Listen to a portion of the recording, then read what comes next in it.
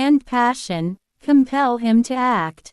Even in sleep action does not cease, for it is the necessary sustenance for the body. The three properties bind men, from the level of gods to that of the lowest creatures such as worms. So long as the material world and its properties are, Kuru must be.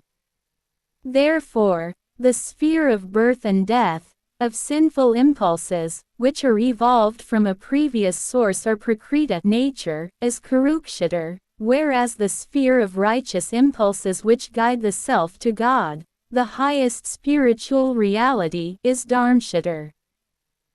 Archaeologists are engaged in research in Punjab, Kashi, and Prayag to locate Kurukshetra. But the poet of the Gita has himself suggested, through Lord Krishna, where the war of his sacred poem was fought. This body is itself, O Arjun, a battlefield, and one who conquers it grows spiritually dexterous by perceiving its essence.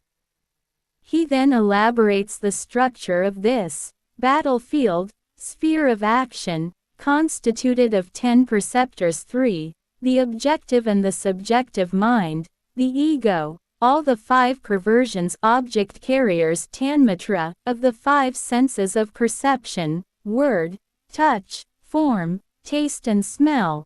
These are the 5 objects of the senses and the 3 properties. The body itself is a field, a ring or an arena. The forces that clash on this field are twofold, the godly and the ungodly, the divine and the devilish, the offspring of Pandu and those of Dhritarashtra, the forces that are congenial to the essentially divine character of the self and those which offend and demean it.